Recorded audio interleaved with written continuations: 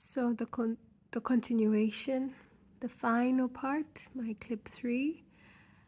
Again, please bear with my videography, but the introduction has to be completed.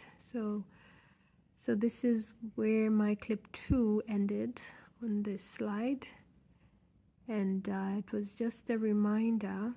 This slide was just reminding you not to forget that our microscopy is in the picture as we are studying our cultures, that we also have our microscopy result. So combined microscopy and culture will give a full report or full picture on the identity of the bacteria. I've highlighted a special note there that most standard labs have routine biochemical tests that they're doing alongside these microscopies and cultures. It's to really ensure the identity can be 100% confirmed. So you will find perhaps in the report a comment about a coagulous test confirming alongside the microscopy and the culture, for example, that this is a gram-positive bacterium, and so on. So this is just an important note to say biochemical tests are done routinely in most standard labs, but of course it's not something you would expect in a very small clinical setup. So that was the final note about microscopy and cultures as a combined two, not as a single two.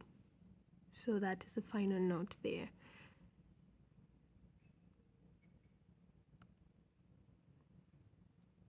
Sensitivity tests after your smear and your culture come into the picture.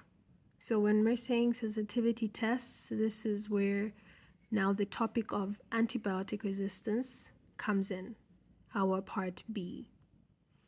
So sensitivity tests in the ideal setup, you will do them every time you do your culture. But that's in an ideal setup with resources, with unlimited resources. But in a more practical way in the labs, you will do sensitivity tests when for example, maybe the sample is a blood sample. It's a crucial investigation, a blood sample with bacterium growing on it, or a CSF. Those are very sensitive samples, so to speak.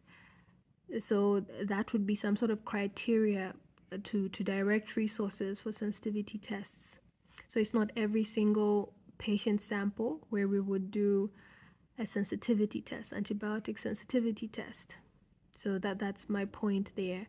But they are part of the tool when you're trying to make your bacteria diagnosis. Okay. And then it's mentioned also in the leaflet that sensitivity tests are requested when there is a clinical picture that is pointing to some sort of resistance. For example, the reoccurring infections, someone having the same infection over and over again, that definitely will require some sort of investigation about antibiotic resistance. So there we are, our part B. You have your leaflet there, the antibiotic resistance, and closing up the umbrella of the diagnostic tool, like I said. So microscopy, your culture, your smear. So microscopy, your culture, and your sensitivity, MCS. Okay. But what exactly are we talking about here? I won't really go into describing what the topic is really about. These are notes that you already have. This is knowledge you already have. But I do expect you to tell me something in your introduction when you're writing your individual report. What is antibiotic resistance? And what are the causes? Why are we talking about this? Why is it so important, this topic? And of course, what are the consequences of antibiotic resistance? And then what role can you as a physician do to help curb the occurrence of antibiotic resistance? So these are questions you should be able to use to formulate your introduction.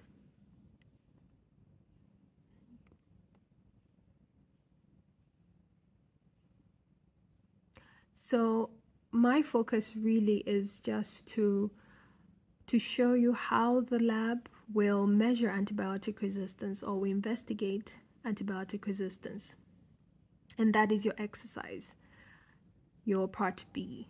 So you have in my slide here the materials you are requiring for this investigation, and we're calling this sensitivity tests.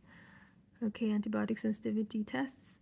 So you have your culture plate, you have your gloves, and you have a ruler, and of course disinfectant. So on one there you can see that it is listed as a bacterial culture with antibiotic discs. So I'll just explain what this is about, because this is where the principle is of how the test is done, the sensitivity test. And of course a ruler. You might wonder, what does a ruler have to do with this? So here we are in this slide. Firstly, we use an agar called the Muller-Hinton agar, which is very good for growing all bacteria. So our bacteria of interest that we have isolated from the sample, from the patient, we grow this into the plate. So you expect it to make it's called a lawn of bacteria on the agar all over, a pure isolate of the patient's sample that we're now, a pure isolate of the bacterium from the patient sample, one single bacterium we're investigating. We make a lawn, it's called a lawn, all across the Muller-Hinton agar. So after inoculating like that, streaking, then we put what are called as antibiotic discs. And this is where now the principle really cements. So these antibiotic discs are filled with a fixed concentration of a particular antibiotic. Okay, so perhaps it will be penicillin fixed there, okay, with perhaps a concentration of 0.5. And you will see a number there written 0.5 or something like that, but it's a fixed concentration, and it's also it's already designed in that way to have a fixed concentration. So you're going to place a disc. It's a small disc, okay, that is infused with antibiotic. And it is placed in there with that limited concentration. Right after we streaked our bacterium, after we made the loan, we gently placed the antibiotic disc into there. And so we now incubate this together 24 hours. And so while this is happening, while they're incubating together 24 hours, the principle now in the test is that the antibiotic will diffuse out into the loan, okay? And so if this antibiotic, or rather if the bacterium responds to the antibiotic, there will be some sort of killing where the growth is happening. So this is growth, where you've seen the lines after the growth.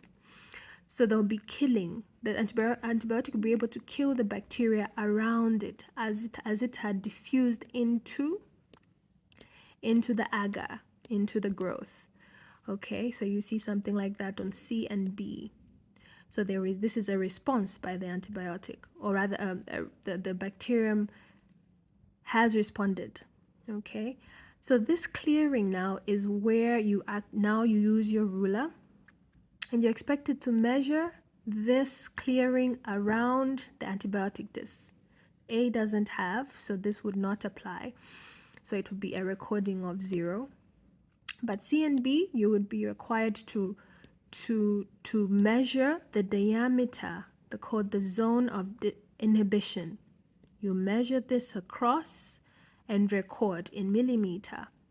Again, the same for B. What is the reading here? Okay, so these readings are then now used to make a conclusion, because you just don't conclude because there's a clearing that this antibiotic is effective. No. You cannot conclude that way. There's a particular way to interpret what your reading means, your diameter. And so this is where now you will see what we call, in my view here, I'm bringing it's called an interpretative categories. Okay, so we use these now. These are in millimeters. This is a chart you will have in the lab for your two plates, sensitivity plates that I have for you. So with this chart now, you compare the figures you have obtained, okay, against whatever it is. Perhaps you were on the antibiotic amoxicillin, right there on the first part, okay, with the disc code AMC30. So it would have indicated AMC30 on the plate. And so you compare what your reading is. Is your reading falling? Perhaps you got a 13 millimeter. And so you look at the chart and you are able now to make an interpretation of the value you have gotten. Okay, you have a 13 mm, for example, when you measured your amoxicillin disc, and then you compare with this chart that now we call the interpretative categories or zone diameter breakpoints, and I'm able to conclude to say this bacterium, for example, had an intermediate response. Okay, so that is your exercise for you're supplied with two susceptibility plates. So that is your exercise to have a conclusion about the response of the bacterium. So you can either have a susceptible response, intermediate, or resistant. Okay, and that is your exercise to interpret your diameter reading. Okay, so I'll just show you how the actual plate looks like. This is your nice Muller-Hinton here with the lawn of bacteria. Okay, those lines there, you can see them. So you are going to see something like this in your lab. 2 are supplied in the session, as our slide shows here. And so you can see this small disc. This is what we were talking about, antibiotic discs. And this is what you are going to see also. And you're expected to measure whatever discs are being asked of you to measure. Okay, or rather measure around if there is a clearing, of course. You measure and then go to the interpretative chart, like I said, and then give a comment. So measuring, for example, here, if I'm interested in this disc, measure my diameter, the zone of inhibition. You will measure this and go to your chart and have a conclusion and generate an interpretation. Okay, so I have a table format for you. Okay, this is also in the format supplied on your benches, how you're submitting your results as subgroups. Okay, so you have this table format for my part B. So of course you're writing the antibiotic name, the disc ID. So in the chart you saw I had amoxicillin. You write amoxicillin, you write the disc code ID, that's AMC, and then whatever reading you have there. Okay, you put your reading that you have obtained, that you have used with, or the number you have gotten in millimeter, the reading. You place it in there, and then of course just feed in the numbers from the chart. Okay, whatever it is, feed in the numbers according to what you have seen in the chart. Susceptible would be 18, intermediate 14 to 17, and resistance is the resistant reading is less or equal to 13. Okay, that's what these numbers mean, by the way. Perhaps I should just go back here. So you can see there susceptible is saying any reading greater than 18. Intermediate is any reading between 14 and 17 mm. And then there I have any reading less or equal to 13. Okay, so those are my readings. So you copy these as shown in my interpretative categories, and then you compare against your reading. Okay, now you compare and you can give me a conclusion about what this result now means to you, as a physician. What does this imply for the treatment plan? Okay, so I need that conclusion for my two tables. Okay, so that is it. Please make sure you have watched this up to my clip 3. Yes, please. Yes, you have to watch this because we cannot repeat this in the lab. We only have 1 hour to use. So make sure you are at this point and saying goodbye with me, signing off on clip 3 at this point with me. Okay, watching to the end. I believe it is clear, and I'll see you in the session. Please make sure you come with your lab coat. Of course, I have bacteria samples, real bacteria samples, so please make sure you're with your lab coat, have your lab coat on you. And again, just don't forget your aseptic techniques as good practice as always, because this is now a proper clinical scenario. Okay, thank you. This is the end. Yes, let's get measuring and observing culture and sensitivities.